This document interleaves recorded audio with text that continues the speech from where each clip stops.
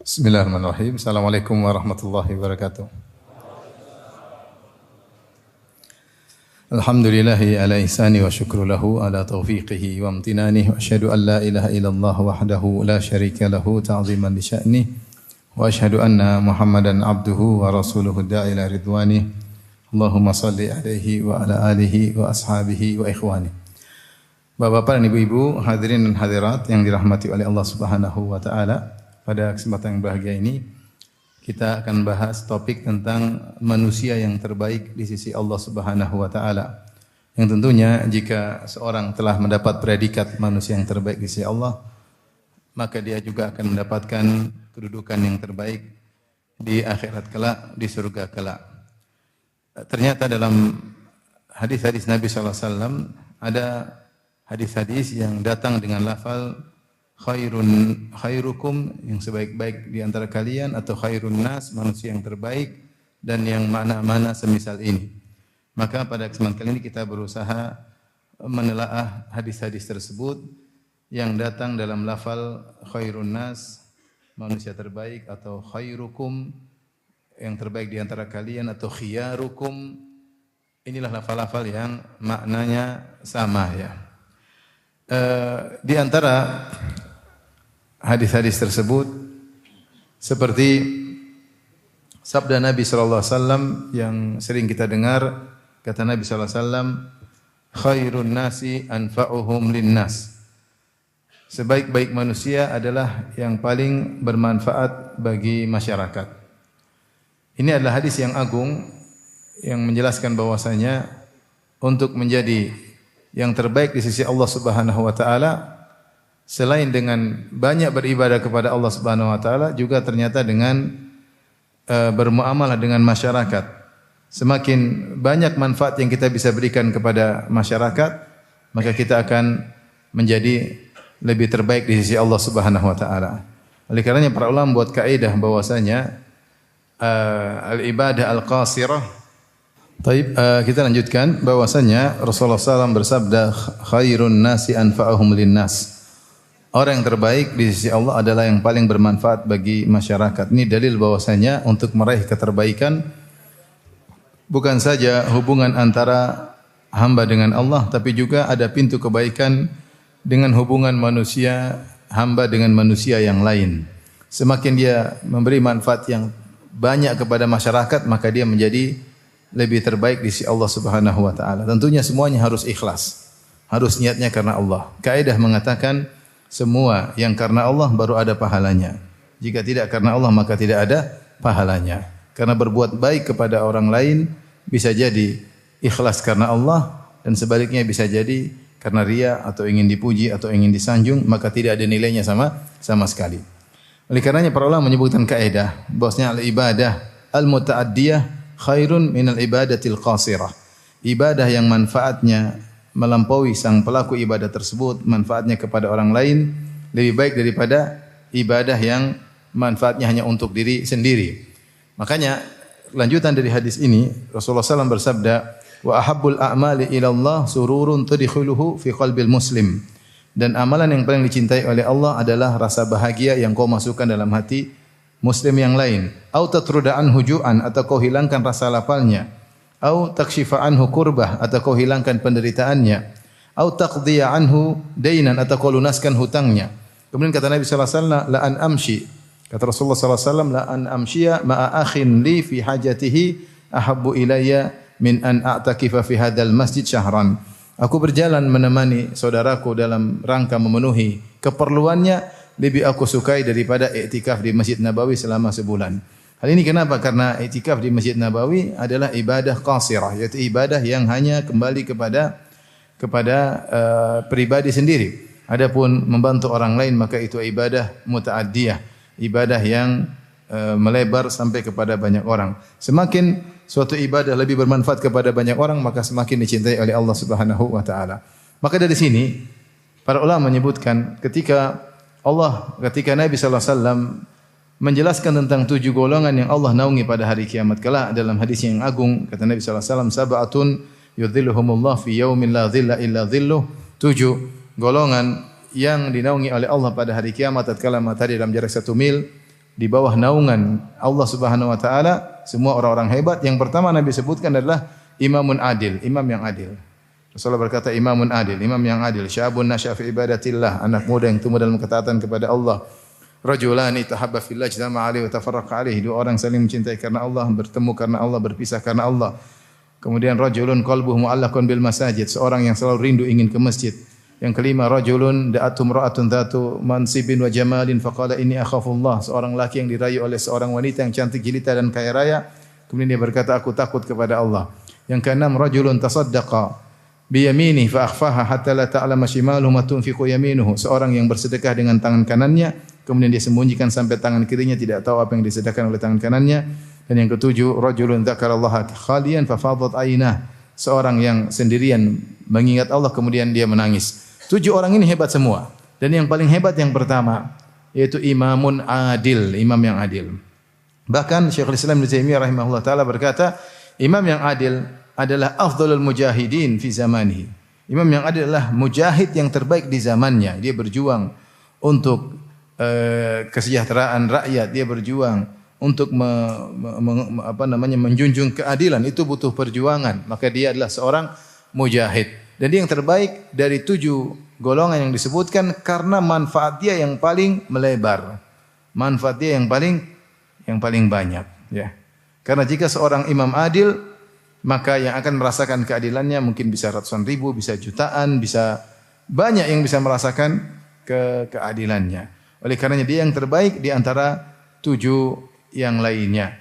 Dari sini kita tahu bahwasanya di antara manusia yang paling dicintai oleh Allah Subhanahu wa taala adalah yang paling bermanfaat bagi yang lainnya.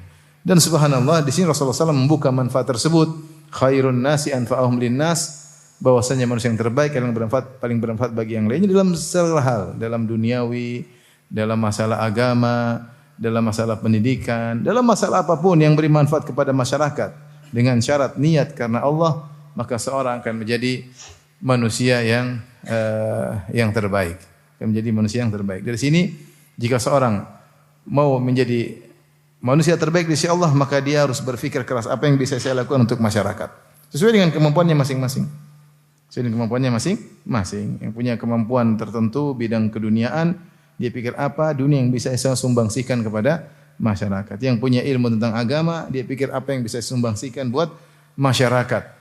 Semuanya karena akhiratnya, karena Allah Subhanahu wa taala. Ingat ini jangan sampai karena dunia. Kalau sekedar karena duniawi, maka dia tidak menjadi manusia yang terbaik.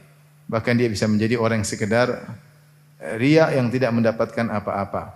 Karenanya ketika Hatim At-Tai ditanya tentang Hatim At-Tai oleh anaknya namanya Adi bin Hatim. Adi bin Hatim radhiyallahu anhu punya ayah namanya Hatim At-Tai yang terkenal sangat dermawan, yudrabu bihil mathal fil jud wal karam. Dia dijadikan contoh tentang kedermawanan dan kebaikan.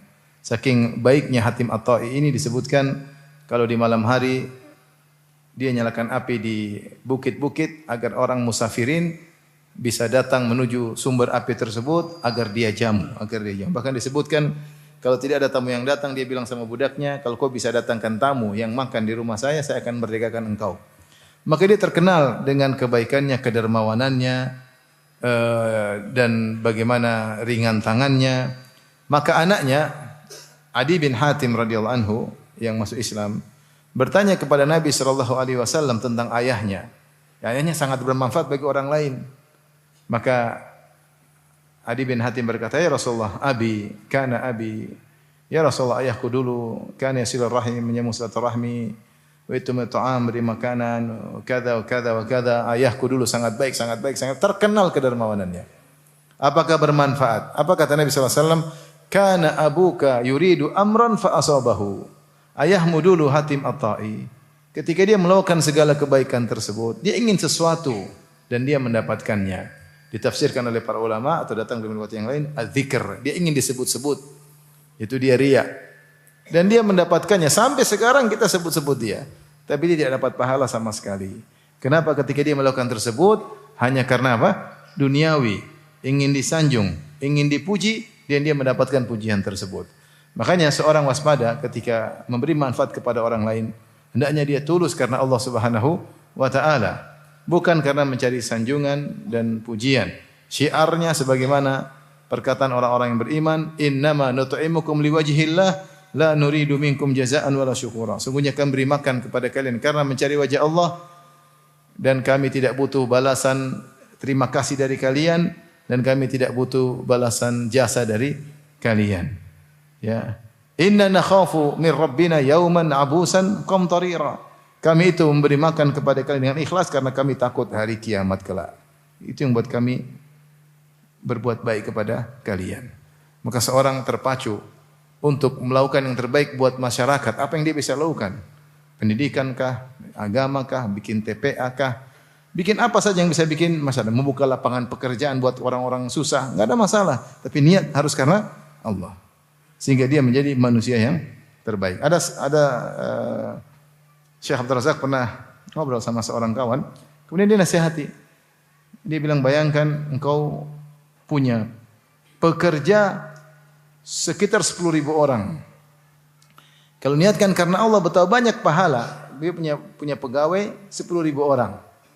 10.000 orang ini, di balik 10.000 orang ini ada istrinya, ada anak-anaknya. Dia mengayomi 10.000 dikali mungkin 2 dikali 3. Kalau niat karena Allah betapa banyak pahala yang didapatkan, membuka lapangan pekerjaan buat masyarakat. Ya. Demikian juga para dokter.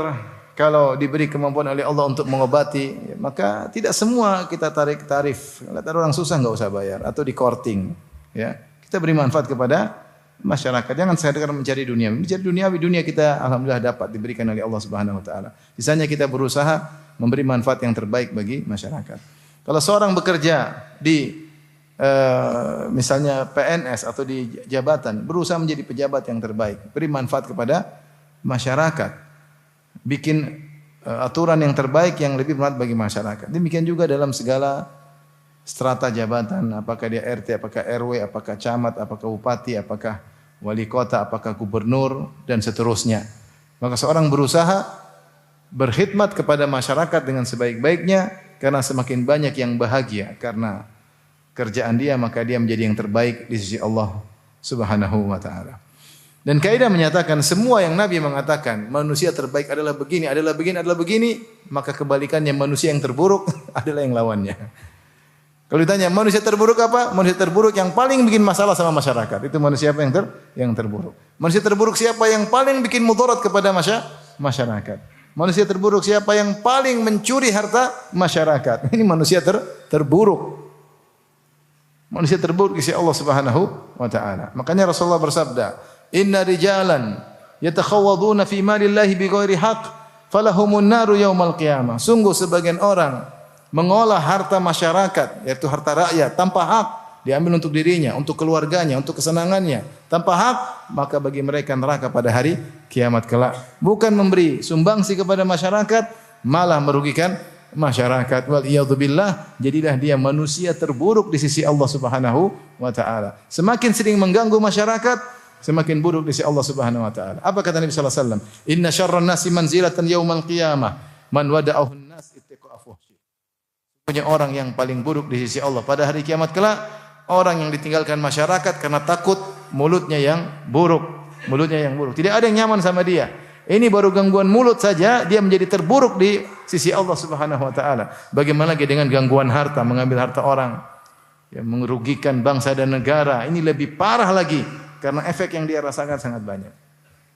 Saya sering bilang kalau ada orang disuruh bikin proyek misalnya, bikin jalan, kemudian dia korupsi proyek tersebut, akhirnya jalannya menjadi tipis, aspalnya kurang, lebih kecil, cepat rusak. Tapi dia mungkin dapat untung, mungkin miliar-miliar dia kantongi.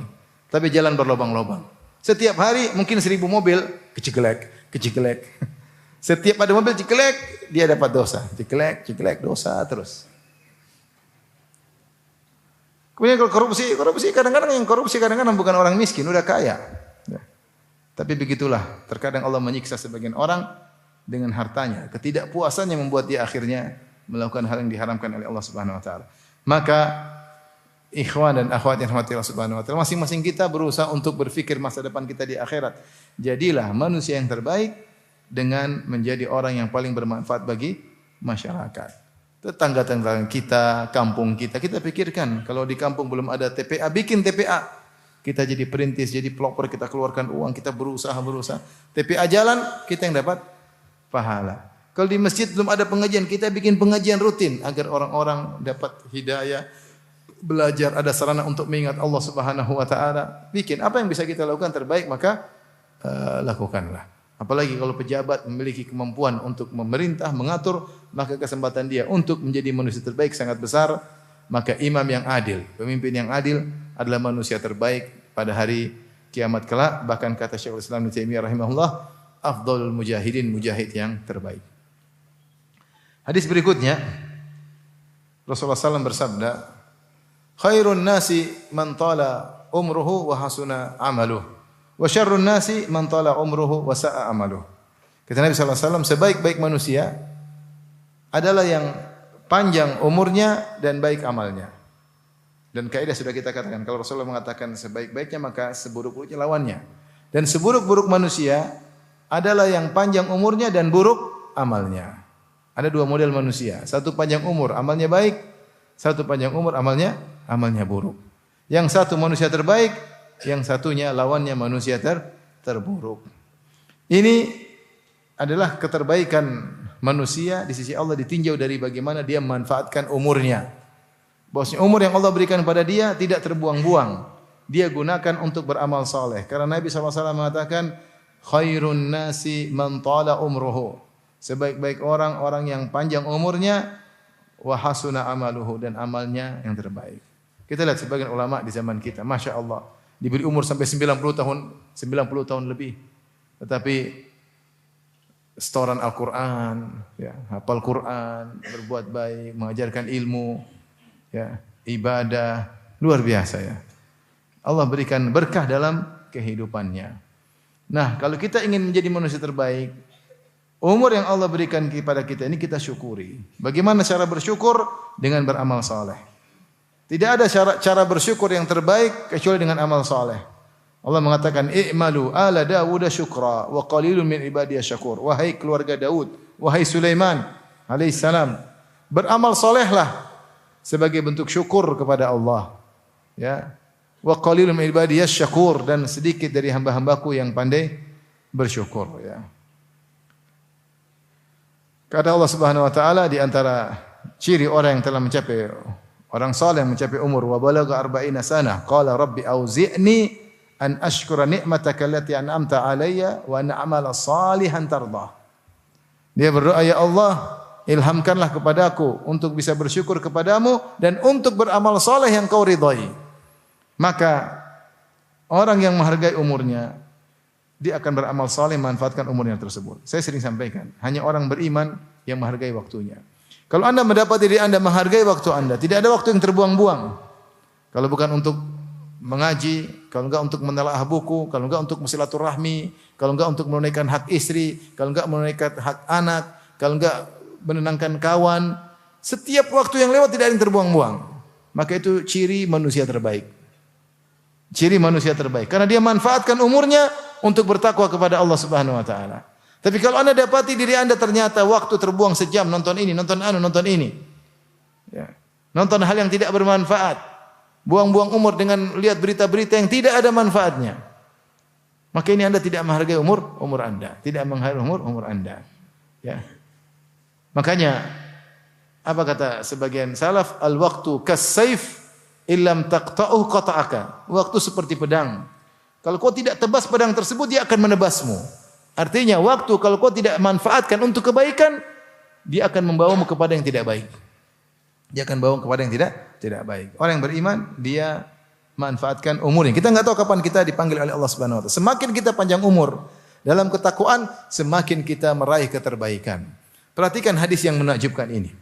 Kata Talha bin Ubaidillah radhiyallahu taala anhu, Inna rajulaini qadima Nabi sallallahu alaihi wasallam. Ada dua orang lelaki datang kepada Nabi sallallahu alaihi wasallam berhijrah. Wa kana islamuhuma jami'an.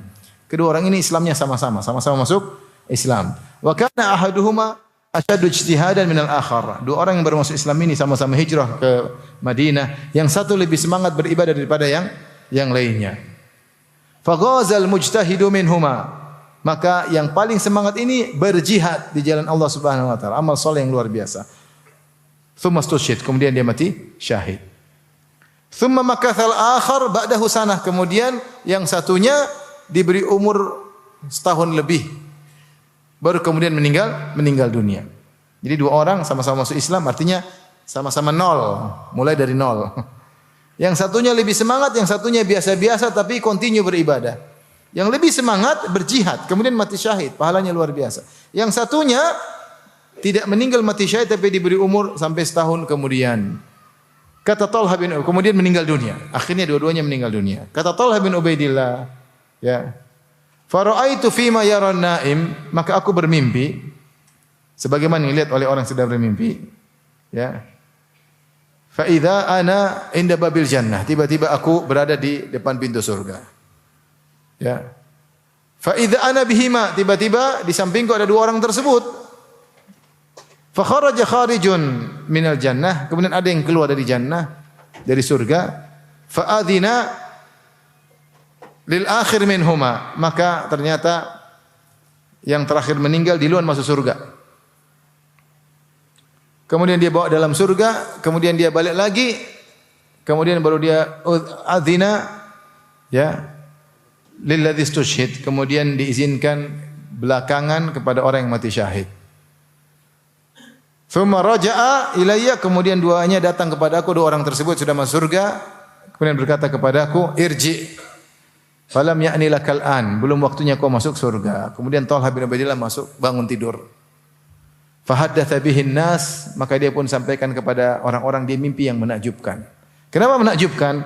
Karena dua orang ini yang lebih semangat beribadah dan mati syahid justru masuk surga belakangan. Sementara yang biasa-biasa tapi continue dalam ibadahnya masuk surga di luar. Fa ajibu min dzalik, maka mereka pun heran sampai mereka kabarkan kepada Nabi sallallahu alaihi wasallam. Nabi berkata, "Mimma ta'jabun? Apa yang buat kalian takjub?" Mereka berkata, "Ya Rasulullah, ini dua orang, yang satu mati syahid, yang satu tidak. Kenapa yang tidak mati syahid masuk surga lebih dahulu daripada yang mati syahid?" Apa kata Nabi sallallahu alaihi wasallam? "Alaisa qad makatha hadza ba'dahu sanatan?" Bukankah orang yang kedua masih diberi umur panjang setahun setelah wafatnya orang yang pertama? Fa adraka Ramadan fasama, bukankah selama 1 tahun tersebut dia mendapatkan bulan Ramadan dan dia berpuasa? Alaisa qad shalla kam sajdah fi sanah, bukankah dia telah sujud selama 1 tahun, berapa kali sujud? Falama bainahuma ab'ada ma baina samai wal ard, sungguh jarak antara surga keduanya lebih jauh daripada langit dan bumi. Lihat orang yang ini, yang kedua, yang mungkin ibadahnya tidak sehebat yang pertama, tapi dia diberi anugerah umur yang panjang. Yang dalam 1 tahun tersebut dia bisa beramal soleh yang sangat banyak sehingga mengungguli orang yang mati syahid yang pertama yang lebih semangat ibadah daripada dia. Oleh karenanya ikhwan, kalau Allah berikan kita umur yang panjang, manfaatkan, jangan kita buang-buang agar menjadi manusia yang terbaik. Bukan sebaliknya, syarrun nas, orang yang terburuk, man tala umruhu wa sa'a amaluh, orang yang panjang umurnya dan buruk amalnya. Hari-harinya dia lewati untuk maksiat atau membuang waktu yang tidak ada manfaatnya. Allah Subhanahu wa taala berfirman tentang ciri-ciri penghuni surga. Kata Allah Subhanahu wa taala, "Qad aflahal mu'minun alladzina hum fi salatihim khashi'un walladzina hum 'anil lagwi mu'ridun." Sungguh beruntung orang-orang yang beriman, yang khusyuk dalam salatnya dan berpaling dari hal-hal yang sia-sia yang tidak ada manfaatnya. Ketika Allah Subhanahu wa taala berfirman juga tentang penghuni surga yang Allah sifati dengan ibadur rahman, kata Allah Subhanahu wa taala, "Wa idza marru bil lagwi marru kirama." Kalau mereka melewati perbuatan sia-sia, mereka lewati dengan mulia, dengan elegan, tanpa mampir pada perkara yang sia-sia tersebut. Kita ini masalah dalam kehidupan ini. Umur banyak kita buang dengan nonton yang tidak-tidak. Nonton berita yang tidak-tidak. Kalau tidak ada manfaatnya, kita scroll, jangan kita klik. Kata Allah Subhanahu wa taala, "Wa idza marru bil lagwi marru kirama." Kalau melewati perkara sia-sia, mereka lewati dengan elegan. Kalau ada majelis dangdutan, jangan mampir goyang-goyang kepala, lewat aja. Ada majelis dangdutan, ada majelis ghibah, ada majelis maksiat, lewat. Marru kirama. Jangan mampir. Kalau mampir kita ikut goyang maksiat. Sebagaimana ada majelis di alam nyata, ada majelis di dunia maya. Itu juga bahaya. Dan justru dunia maya ini yang banyak menghabiskan umur kita. Nah, kita duduk dengan HP kita, kemudian kita klik. Tidak terasa setengah jam. Klik lagi setengah jam. Enggak ada manfaatnya. Nonton berita perempuan terbuka auratnya. Ini. Berita artis, berita macam-macam. Klik lagi. Tidak ada faedahnya. Apakah engkau mengklik ini mendapatkan pahala di akhirat? Tidak ada. Kalau gitu ini lagu sia-sia. Kalau gitu, jangan habiskan umurmu untuk hal tersebut. Kita sama-sama berusaha, ya, untuk menjadi seorang yang wara'. Apa itu orang yang wara'? Tarku ma la yanfa'u fil akhirah. Tinggalkan perkara yang tidak ada manfaatnya di akhirat. Kalau kita benar-benar menghargai umur kita. Masalahnya kita buang-buang umur, itu masalahnya. Ini. Makanya saya kadang-kadang jengkel sama YouTuber yang buang umur banyak orang. Dia bikin klip yang tidak ada faedahnya, pamer kekayaan lah, apalah. Kemudian yang nonton 5 juta. Bayangkan. Taruh 10 menit, 5 juta ke 10 menit umur orang terbuang gara-gara si dia ini mencari duit, buang-buang umur manusia. Ikhwan, Syekh Abdurrahman bin Nasir As-Sa'di rahimahullahu taala. Kekurangan waktu. Sibuk menulis, sibuk mengajar sampai ketika dia melewati orang-orang yang sedang jagongan, dia bilang kalau saya boleh beli umur kalian saya akan beli. Kenapa? Dia merasa kekurangan waktu. Ya. Syekh Abdul Razak hafizahullah pernah cerita sama saya ketika saya waktu masih di Isyraf, waktu masih dibimbing ketika S2, dia cerita pernah ketemu dengan Syekh Bakar bin Abdullah Abu Zaid. Orang serius, wajahnya serius seperti banyak kegiatan proyek yang ada di kepalanya. Kalau jalan cepat serius dalam kehidupannya. Dia sudah meninggal rahimahullahu ta'ala. Karenanya kita melihat guru-guru kita, Masya Allah mereka benar-benar memanfaatkan waktu. Tidak dibuang-buang, tidak seperti kita sering buang-buang waktu. Karena ikhwan kalau mau jadi yang terbaik mulai sekarang. Kita jangan buang-buang waktu.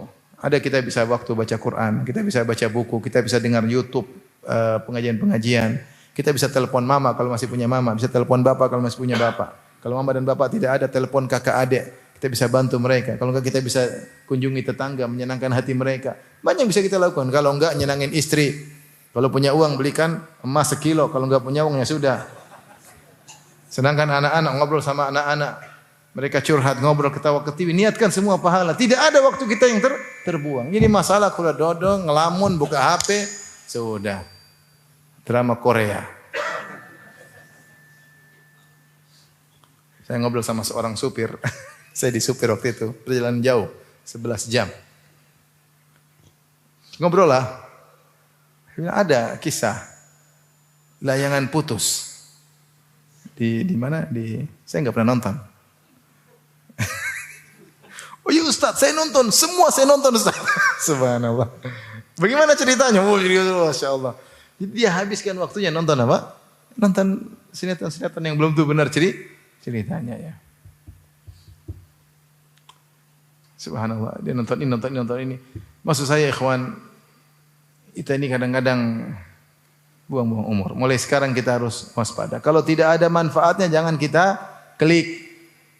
Wa idza marru bil lagwi marru kirama. Kalau melewati yang tidak bermanfaat, maka lewati dengan mulia. Sudah scroll aja ke atas ya. Kalau enggak scroll ke bawah. Terus scroll sampai dapat ustadz, baru klik.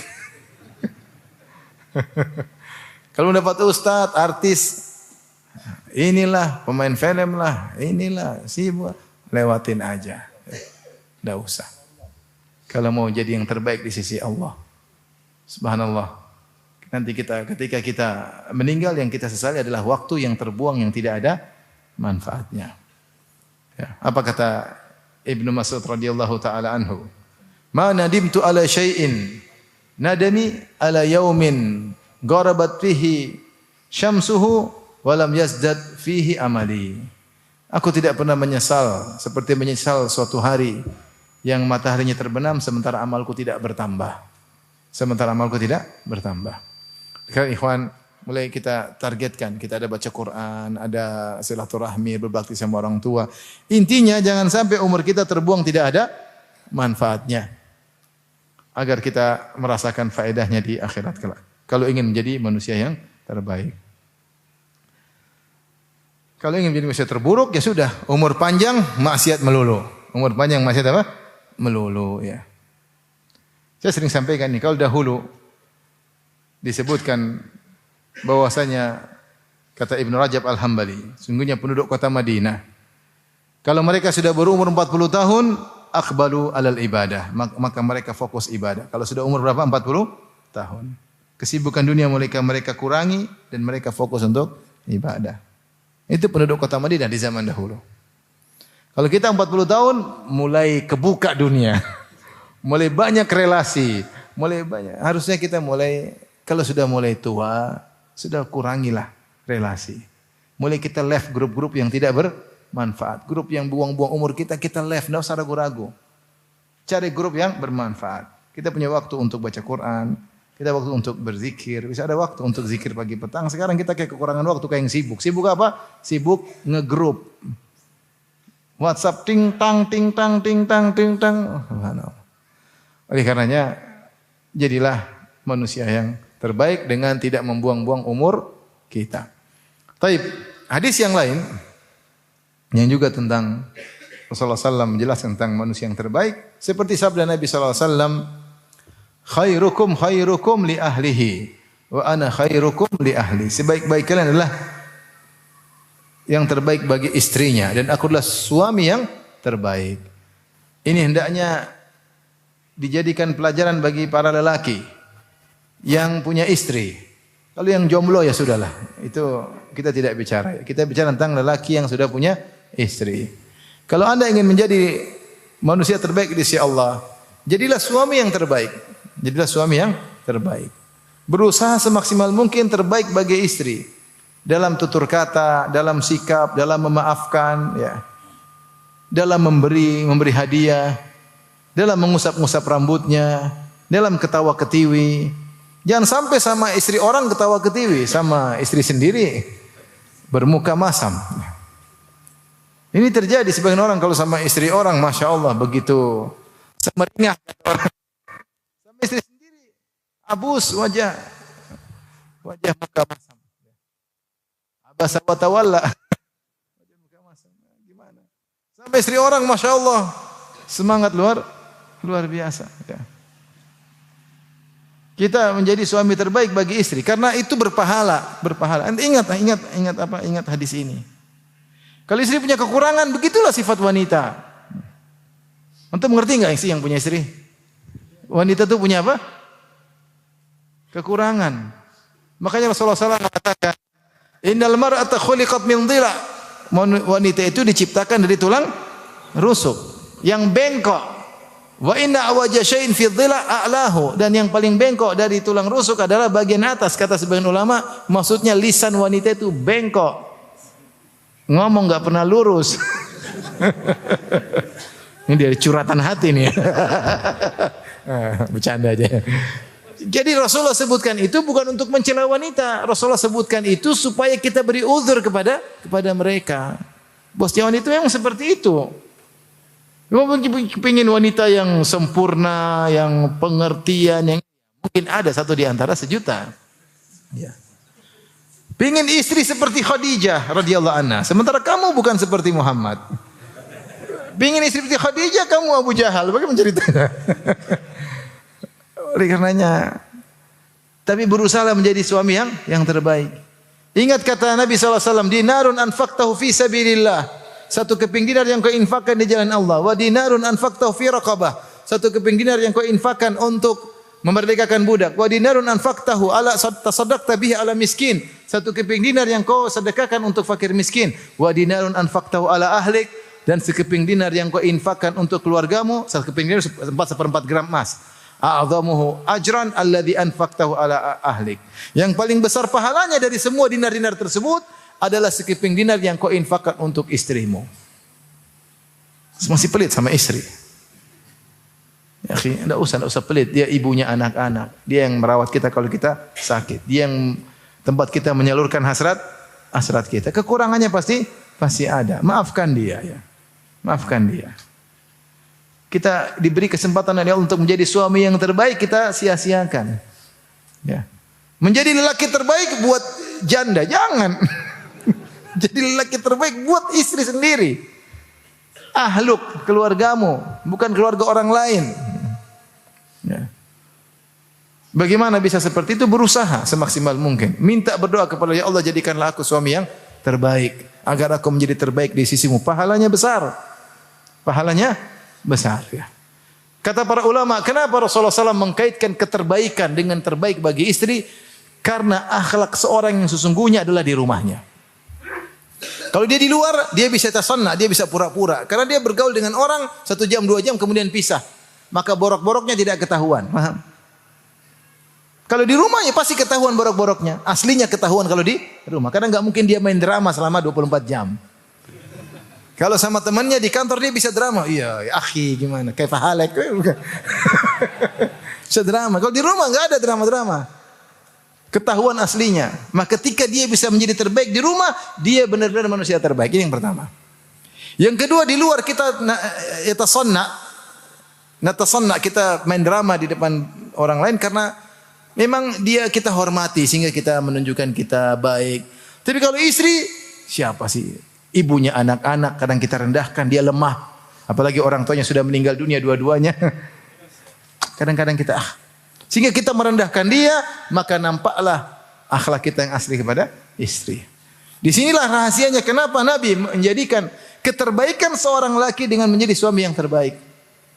Karena dia kalau bisa sabar terhadap istrinya, kemudian dia bisa berbagi kepada istrinya, tidak pelit sama istrinya, mau mendengar obrolan istrinya, mau mengusap-ngusap kening istrinya, mau mencium kening istrinya, ya, mau memijit istrinya. Insya Allah dia menjadi laki yang terbaik. Saya selalu sampaikan bagaimana Ummu Salamah radhiyallahu taala anha ketika suaminya meninggal Abu Salamah. Kemudian dia ingat hadis dari Abu Salamah dari Nabi sallallahu alaihi wasallam, jika seorang terkena musibah hendaknya membaca doa, Allahumma jurni fi musibati hadza wa akhlif li khairan minha. Ya Allah, berilah aku pahala atas musibah yang aku terima dan gantikan yang lebih baik bagiku. Maka Ummu Salamah radhiyallahu anha pun baca doa ini. Dia berkata, ya Allah, berikanlah aku pahala atas musibah yang menimpaku. Ketika dia membaca doa selanjutnya, gantilah yang lebih baik darinya, dia tidak berani berucap. Dalam batinnya berkata, man khairun min Abi Salamah. Siapa yang lebih baik daripada suamiku? Subhanallah. Sehingga dia mengucapkan berat, padahal doanya harus berucap, ya Allah, berilah ganti yang lebih baik.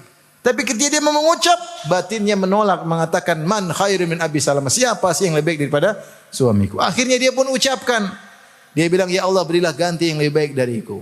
Akhirnya yang Allah ganti dengan Rasulullah sallallahu alaihi wasallam. Itu pun ketika Rasulullah SAW melamar, dia berusaha menolak. Karena begitu agungnya Abu Salamah di hatinya. Saya bilang, ya Rasulullah, kau ingin menikahi saya? Rasulullah, saya tua, anak saya banyak, saya pencemburu. Dia kasih syubhat buat Nabi. Maka Nabi bantah semuanya. Kata Nabi SAW, adapun kau tua, saya juga apa? Tua. Nabi lebih tua dari dia. Adapun kau punya anak, semua saya yang akan urus. Adapun kau pencemburu, saya akan berdoa agar cemburumu hilang. Dan benar, Ummu Salamah tidak dikenal pencemburu di antara istri-istri Nabi sallallahu alaihi wasallam. Tapi maksud saya, lihat bagaimana dia berkata, man khairun min Abi Salamah. Siapa yang lebih baik daripada suamiku Abu Salamah? Kalau istri antum cerita sama orang, bagaimana suamimu? Masya Allah. Masya Allah. Siapa yang lebih baik daripada suamiku? Antum masuk surga insyaallah, masuk surga. Masya Allah, masku itu luar biasa. Luar biasa. Aakmu luar biasa. Kakak, kakak top. Abang, Masya Allah. Tapi kalau istri sebaliknya, bagaimana suami anti? Masya Allah, amit-amit, Masya Allah. Allah musta'an. Oleh karenanya ikhwan dan akhwat, terutama bapak yang dirahmati Allah Subhanahu wa taala, berusahalah menjadi suami yang terbaik agar meraih keterbaikan di sisi Allah Subhanahu wa taala. Perlu perjuangan, iya perjuangan. Menghadapi istri bukanlah perkara yang mudah, ya. Memang benar ada sebagian orang diberi anugerah istri yang solehah sehingga tidak susah bagi dia menghadapi istri. Tapi sebagian orang diuji dengan istri yang mungkin setengah-setengah solehah. Yang solehah justru pembantunya. Yang nyiapkan makanannya, nyiapkan bajunya, pembantunya. Pembantu yang solehah, istrinya wallahu alam.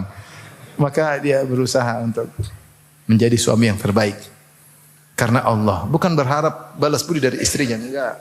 Dia berusaha. Saya ingat, saya kaidah mengatakan, semua yang kita lakukan kalau bukan karena Allah enggak ada pahalanya.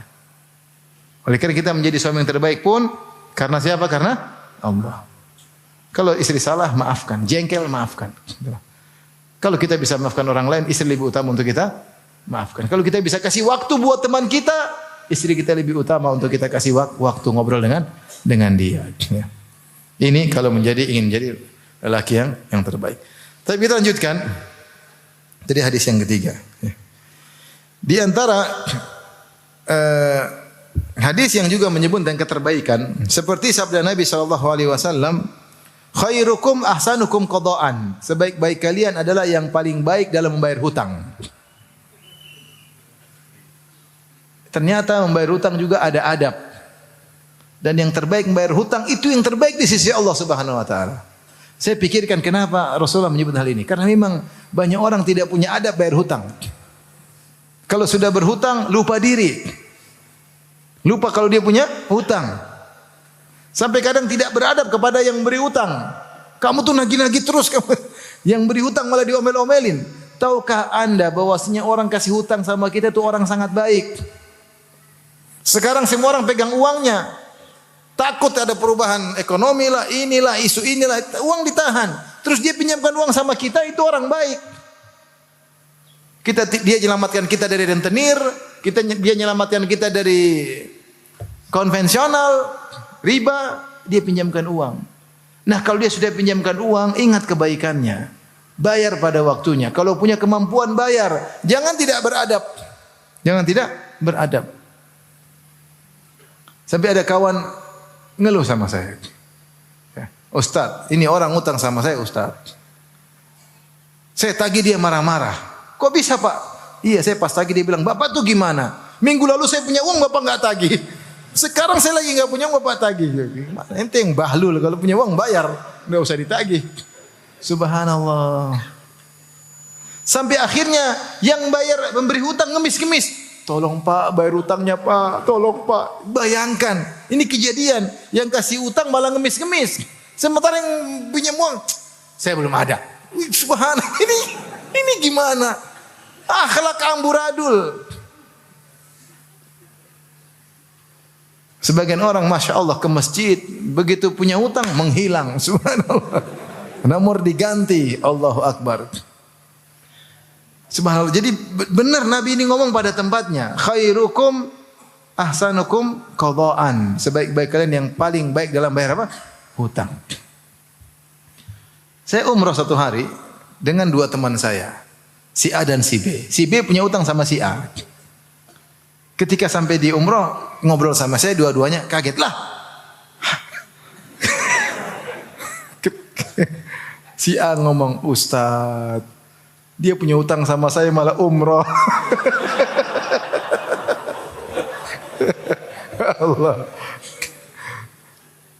Subhanallah. Udah jatuh tempo, sudah jatuh berulang-ulang temponya tidak bayar utang malah apa? Umrah, bawa istri, bawa ini, Masya Allah. Ini umrah dosa seperti ini. Orang punya bayar utang malah dia buat umrah, enggak boleh. Kemarin lagi saya ketemu orang lagi. Isi pengajian ngobrol, Ustaz. Aduh Ustaz, ini orang punya utang sama saya tidak banyak Ustaz, cuma 100 juta lebih. Tapi Ustaz, dia hajian, saya saja tidak bisa haji, dia malah apa? Hajian. Kan luar biasa punya utang tapi hajian. Oleh karenanya orang kalau sudah punya hutang hendaknya dia bayar. Maka orang kalau berhutang hendaknya dia niatkan untuk menggantinya. Kata Nabi SAW, Man akhadha amwalan nas yuridu ada'aha addallahu anhu. Wa man akhadha amwalan nas yuridu utlafaha atlafahullah. Siapa yang meminjam uang dari orang lain dengan niat untuk mengembalikannya, Allah akan buat dia bisa kembalikan. Dan siapa yang mengambil uang dari orang lain niatnya untuk tidak dikembalikan, Allah akan binasakan dia. Allah akan hancurkan dia di dunia, kalau tidak di akhirat jelas dihancurkan. Maka kalau kita punya uang kita niatkan saya akan kembalikan. Ngomong yang benar. Jangan malah insyaallah bulan depan, padahal kita tahu bulan depan kita enggak bisa bayar. Itu memang bohong, kita niat tidak bayar kalau begitu. Aduh, saya tidak bisa janji. Saya berusaha tapi belum depan wallahu alam. Cuma mungkin saya bisa cicil sekian. Kita harus jujur. Mungkin dia tanya, "Kapan kamu bisa bayar?" Kita harus jujur. Saya mungkin 2 bulan, 3 bulan. Yang bilang, "Oh, minggu depan sudah." Minggu depan.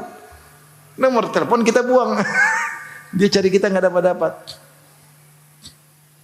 Oleh karenanya kalau kita niat untuk ketika pinjam uang untuk menggantikannya, kata Nabi, addallahu anhu, Allah akan buat dia bisa bayar hutang. Betapa banyak orang saya tahu punya hutang miliar-miliar lunas ketika dia berniat. Dia berniat, Allah mudahkan dia untuk bayar hutang. Kalaupun seandainya dia tidak bisa bayar, dia meninggal, Allah yang urus di akhirat. Karena Allah tahu dia memang niatnya untuk apa? Membayar. Allah sudah jamin, Nabi sudah jamin. Siapa yang meminjam uang niat untuk dikembalikan, maka Allah akan gantikan di dunia atau di akhirat. Jadi masalah kita sudah pinjam uang, sudah waktunya bayar, bahkan kita pun tapi kita tahan-tahan nanti aja lah. Tahu lihat barang baru pingin beli lagi. Apa kata Nabi SAW? Matalul ghaniyyi zulmun. Orang yang mampu bayar hutang, dia tahan-tahan, maka dia telah berbuat zalim. Selama dia punya uang untuk mampu bayar hutang, dia tahan-tahan tidak bayar, maka argo kezaliman jalan terus. Maka jadilah orang yang terbaik dalam bayar utang. Lihatlah Nabi sallallahu alaihi wasallam. Nabi pernah pinjam hewan onta. Dalam Sahih Bukhari, anna rajulan atan Nabiy sallallahu alaihi wasallam yataqadahu. Ada seorang datang kepada Nabi sallallahu alaihi wasallam menagih hutang pada Nabi. Nabi pernah pinjam hewan dari dia, onta. Fa agladha, maka dia pun agak bicara kasar sama Nabi, agak kasar. Fahamma bihi ashabuhu, maka para sahabat jengkel sama orang ini, berani-berani kasar sama Nabi. Tapi Nabi SAW pengertian. Faqala Rasulullah SAW, da'uhu, biarkan dia, jangan dilarang. Fa inna li sahibil haqqi maqalan, sungguhnya orang yang punya hak boleh berbicara, enggak apa-apa.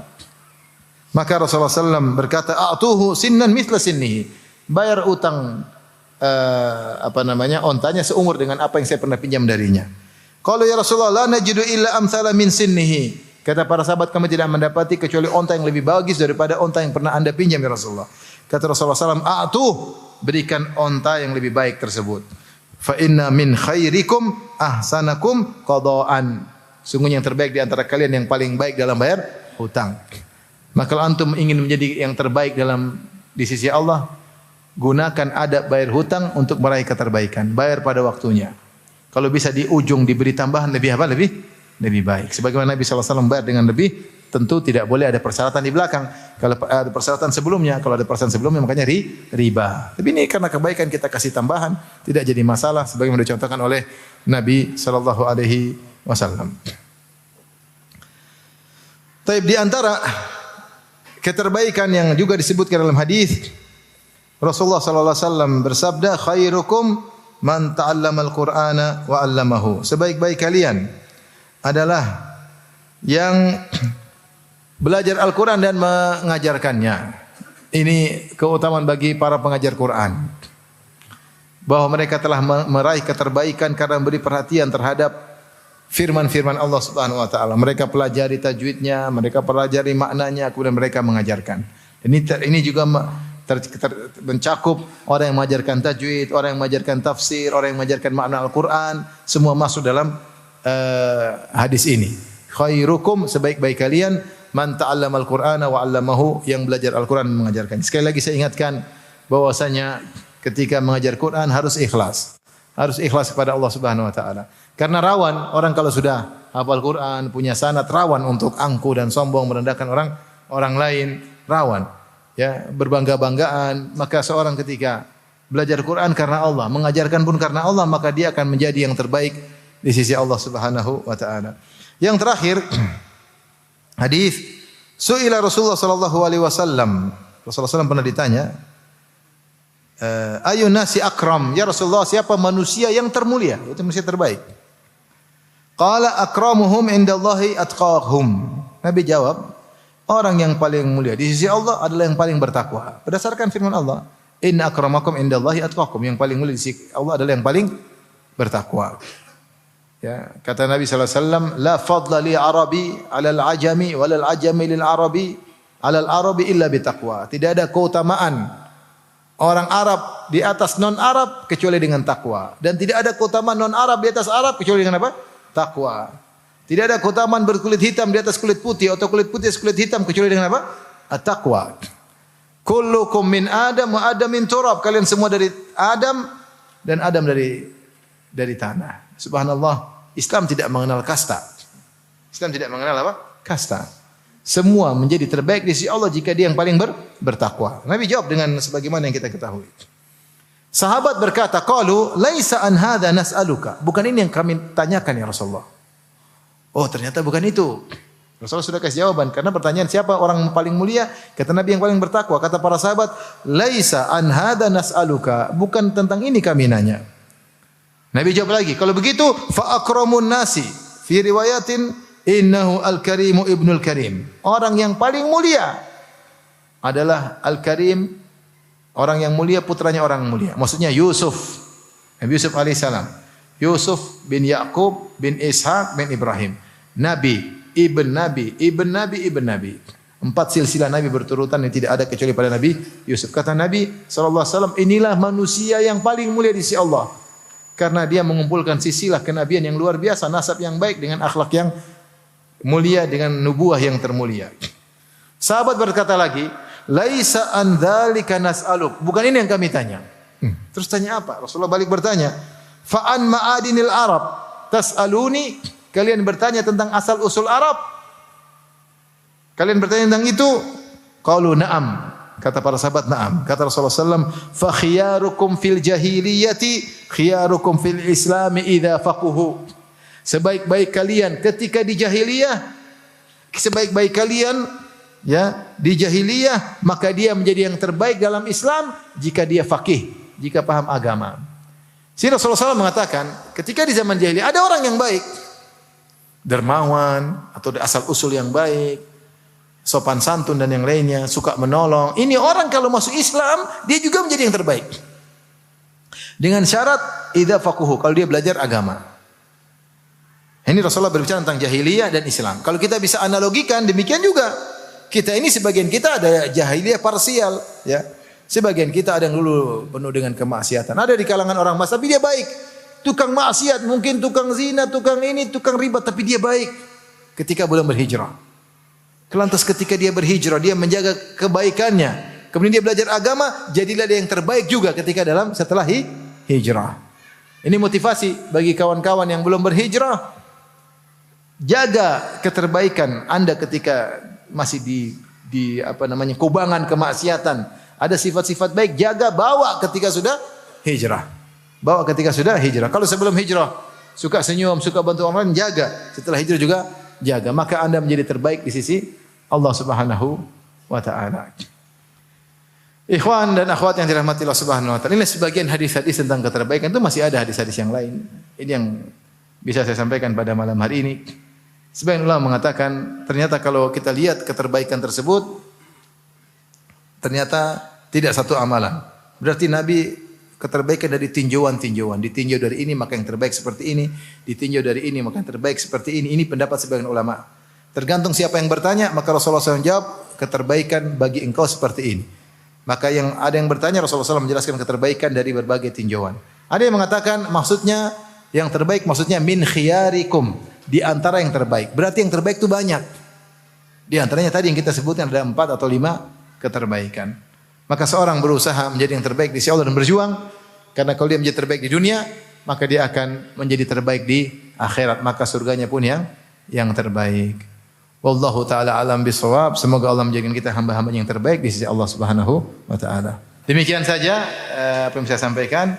Wabillahi taufiq wal hidayah. Assalamualaikum warahmatullahi wabarakatuh.